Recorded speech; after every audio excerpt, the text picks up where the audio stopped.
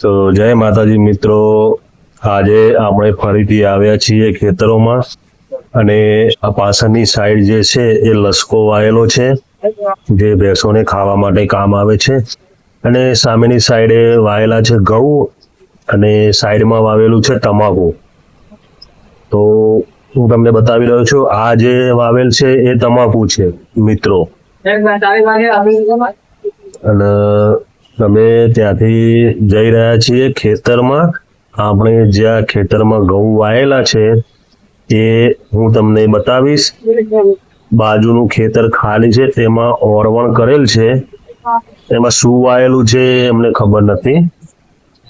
હું અને મારો ભાઈ બંને જઈ રહ્યા છે ખેતરમાં, જે આપણે ખેતરમાં ઘઉં વાયેલા છે ત્યાં. અને આ તમાકુ વાયેલી છે, તમાકુના ફૂલ આવેલ છે. તો સામેની સાઈડે ખેતરમાં શું વાયેલું છે અમને ખબર નથી મિત્રો. પણ અને આ અહીંયા આ વીઘામાં ફેન્સિંગ વાડ કરી દીધી છે. જો મિત્રો, આ તમને બતાવી શકું છું, આ તમાકુ છે.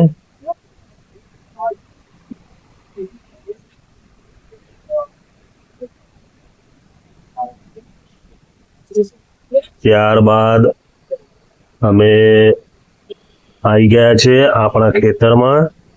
આપણા ખેતરમાં વાવેલ છે આ ઘઉં. હું તમને બતાવું, આ આપણા ઘઉં છે, જે 1 વીઘો ઘઉં વાવેલ છે. અને અમુક ઘઉં નીચે પડી ગયેલ છે. એટલે શું કે અહીંયા અમુક ટાઈમે વાંદરા આવતા હોય છે, તો વાંદરાના હિસાબે ઘઉં પડી ગયેલા છે.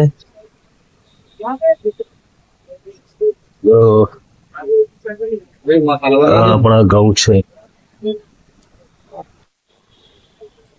તો અહીંયા પણ આપણા બાજુના ખેતરમાં દિવાલની વાડ કરી દીધી છે. અહીંયા આપણા ઘઉં છે. બાજુના ખેતરમાં ચીકુડી વાયેલી છે અને સામે બોર છે ઠાકોરભાઈનો. ત્યાં કોઈ ઠાકોર રહે છે, તેમનો બોર આવેલ છે.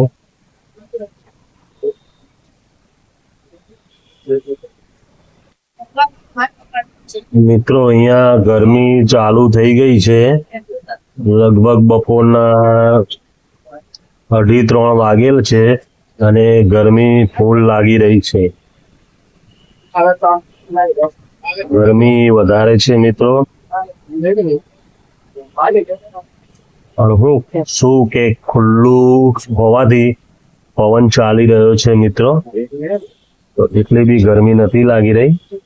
ત્યારબાદ અમે ઘઉંને જોઈ લીધા અને ત્યારબાદ હવે નીકળી રહ્યા છીએ ઘણી બાજુ. અહીંયા લીમડો કોઈને પાડી દીધો છે બધો.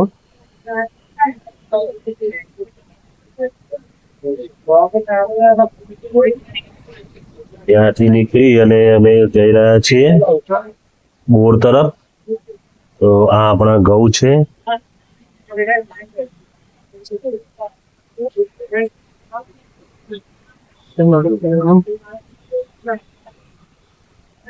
ત્યાંથી હવે નીકળી અને કપાસો આવ્યો તો તેની હોઠીઓ છે. હજી ત્યાંના ત્યાં શેઢા ઉપર પડી રહી છે હોઠીઓ. અને પાછું આ તમાકુ આવી છે. હું તમને બતાવું કે તમાકુ હાલમાં વાવે છે. ત્યારબાદ અમે નીકળી રહ્યા છીએ ઘર તરફ અને તમાકુ વાયેલ છે આ.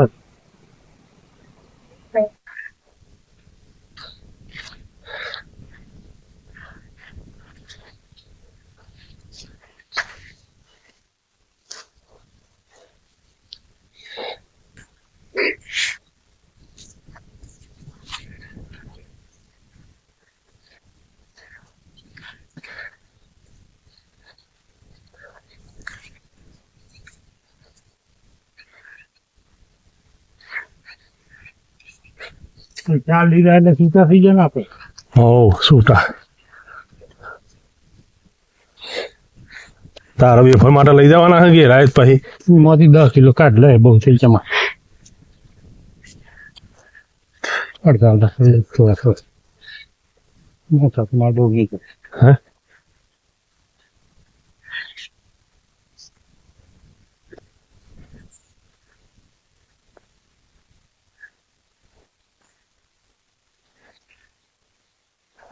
ઠેલામાં નોખવા જ પડશે હો.